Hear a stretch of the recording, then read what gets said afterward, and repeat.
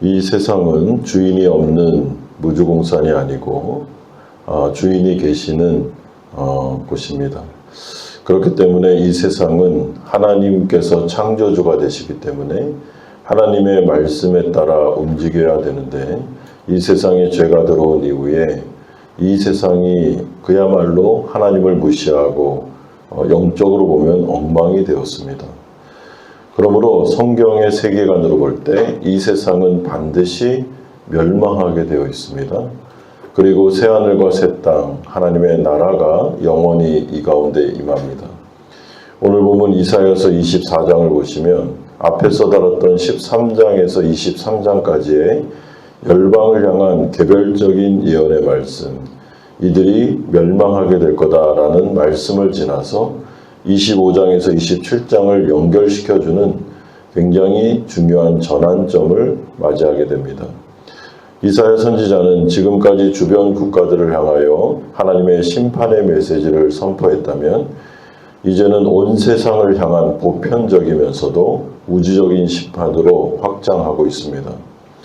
오늘 본문 1절에서 3절은 온 땅에 임할 하나님의 심판과 그 심판의 엄중함을 경고하는데, 1절에 보면 보라라는 힘내라는 단어로 시작하므로 이것이 얼마나 주의를 기울여야 되는 엄중한 일인지를 말씀하고 있습니다.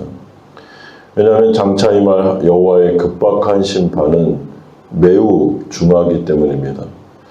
1절에서 보라, 여호와께서 땅을 공허하게 하시며 황폐하게 하시며 지면을 뒤덮어 부시고 그 주민을 흩으시리니. 여러분, 이는 마치 노아의 홍수나 바벨탑 사건처럼 인간이 의지했던 모든 터전이 한순간에 무너져 내리는 것을 말합니다. 그리고 인간들은 흩어지게 될 것입니다. 그러면서 하나님의 재앙 앞에서는 그 어떤 계층이나 신분의 구분 또 소용이 없을 것임을 생생하게 묘사합니다. 2절에 백성과 제사장이 같을 것이며 종과 상전이 같을 것이며 여종과 여주인이 같을 것이며 사는 자와 파는 자가 같을 것이며 빌려주는 자와 빌리는 자가 같을 것이며 이자를 받는 자와 이자를 내는 자가 같을 것이라. 이것은 종교적인 위치에 있는 백성이나 제사장, 사회적 지위에 있는 종이나 상전, 경제적 위치에 있는 채권자나 채무자를 막론하고 그 누구도 하나님의 심판을 피할 수 없다는 경고입니다.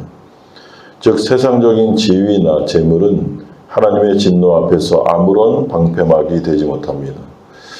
따라서 우리는 절대로 세상의 신분이나 지위 또는 경제적인 부유함을 우리의 신앙적인 안전지대로 착각해서는 안 됩니다. 구원은 이런 것으로 인하는 것이 아니고 구원은 오직 한 길, 예수 그리스도의 십자가 앞에 자신의 죄를 고백하고 예수 그리스도를 나의 구주로 영접할 때만 오직 은혜로 주어지는 선물이기 때문에 우리가 그 어떤 것도 의지하거나 자랑할 수 없다라는 것을 분명하게 말씀합니다. 그러므로 이사야서는 그야말로 복음 중의 복음이다라고 보시면 됩니다. 성경의 세계관을 우리 가운데 잘 보여주고 있습니다. 계속해서 4절에서 6절은 온 땅이 황폐해지는 보다 구체적인 원인과 심판의 양상을 설명해 주는데, 4절에 보면 슬퍼하다 아발이라고 합니다. 쇠잔하다 나발, 그리고 세약하다 아말이라는 유사한 음률의 동사들을 연속적으로 반복해서 사용하므로 저주의 비참한 분위기를 극대화하고 있습니다.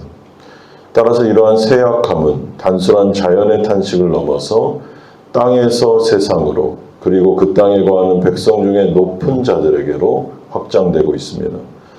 왜냐하면 하나님은 인간의 교만을 혐오하시기 때문에 스스로 높아져 하나님을 무시했던 자들은 가장 먼저 꺾임을 당할 것이기 때문입니다. 그렇다면 이토록 아름답던 땅이 저주를 받아 황폐하게 되는 근본적인 원인은 무엇이겠습니까?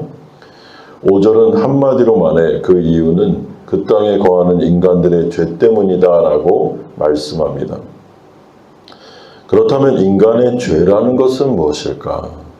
하나님이 보실 때 가장 큰 죄는 무엇인가요? 오늘 본문은 세 가지의 심각한 죄를 말하는데, 첫째는 하나님의 율법을 어긴 죄, 두 번째는 연속성을 지닌 하나님의 규례인 율례를 거스리고 위반한 죄, 세 번째는 하나님과 피조세계가 맺은 영원한 언약을 깨뜨린 죄가 그렇습니다.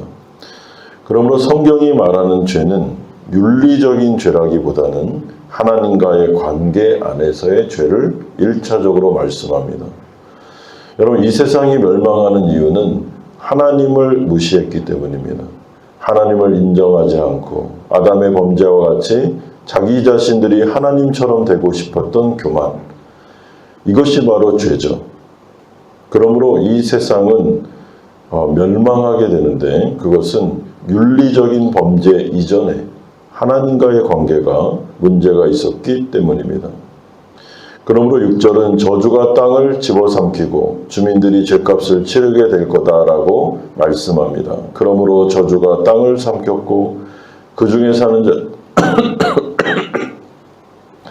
자들이 정죄함을 당하였고 땅의 주민이 불타서 남은 자가 적도다. 그런데 여러분, 이사야서를 보시면 곳곳에 소망의 메시지가 계속해서 들리는데 6절에도 나옵니다. 생존자가 있을 것인데 극소수이긴 하지만 남은 자가 있을 거다라고 말씀합니다. 그러므로 이 남은 자 사상이 성경을 관통하는 구원의 메시지임을 확인할 수 있습니다.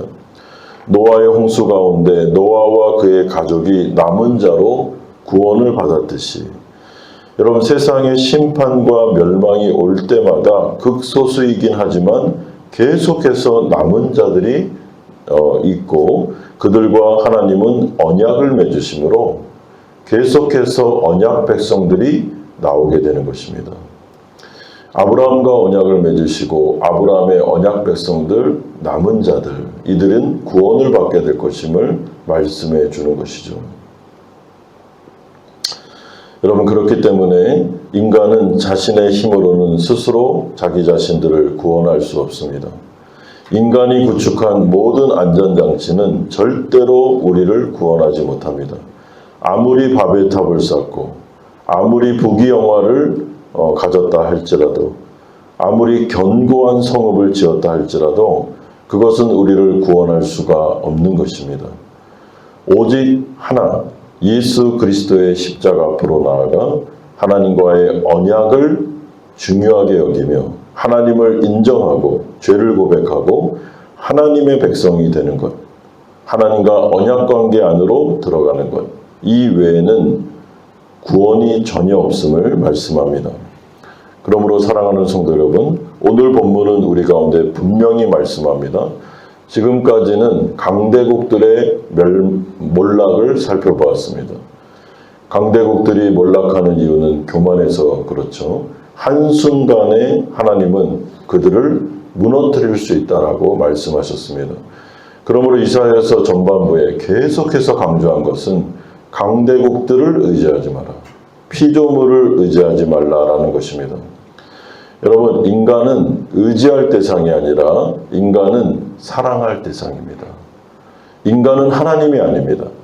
여러분, 인간을 의지하다가는 낭패를 당하게 되어 있습니다. 사람들이 인맥을 쌓고 저 사람이 나를 구원해주고 저 사람이 내 어려운 문제 가운데 해결책이 되어줄 거야 라고 믿었던 그 사람이 제일 먼저 우리를 배신할 겁니다. 그러므로 하나님 나라 백성들은 인간을 의지하지 말고 강대국을 의지하지 말고 오직 하나님만을 의지하라라고 말씀하셨습니다. 여러분, 그리고 이 세상은 반드시 죄로 인하여 무너집니다. 우리가 살아가는 이 세상은 영원한 세상이 아닙니다. 우리는 나그네 인생을 살아가고 있으며 하나님의 나라만이 영원합니다. 그렇다면 무너질 이 세상에서 영원한 하나님의 나라로 들어갈 수 있는 유일한 길이 무엇입니까? 성경에서 나오고 있는 언약 사상, 아브라함의 언약, 시내산의 언약, 쭉 나오고 있는 계속 언약이 예수 그리스도의 십자가 언약으로 연결됩니다. 그러므로 그리스도 앞에, 십자가 앞에 무릎 꿇고 하나님 앞에 죄를 범했음을 인정하고 예수 그리스도를 나의 주인, 나의 구주로 영접하여 하나님의 언약 안으로 들어갈 때 우리는 이 세상이 멸망할 때 함께 멸망하는 것이 아니라 영원한 하나님의 나라 소속이 되어 그 나라에서 영원히 살게 되는 것입니다. 이사야가 전해주고 있는 이 놀라운 복음, 이 복음을 잘 기억하시고 우리가 하나님 나라 백성이 되었다면 하나님 앞에 감사하시고 이제는 하나님 외에 그 누구도 의지하지 마시고 하나님만 의지하심으로 주님께서 우리를 도우실 것이다. 주님이 우리를 구원할 것이다 라는 것 기대를 가지고 오늘 새벽에 하나님 앞에 모든 것을 말씀드리며 기도로 위로받고 승리하시는 성도님들 되시기를 주님의 이름으로 축원드립니다. 아멘.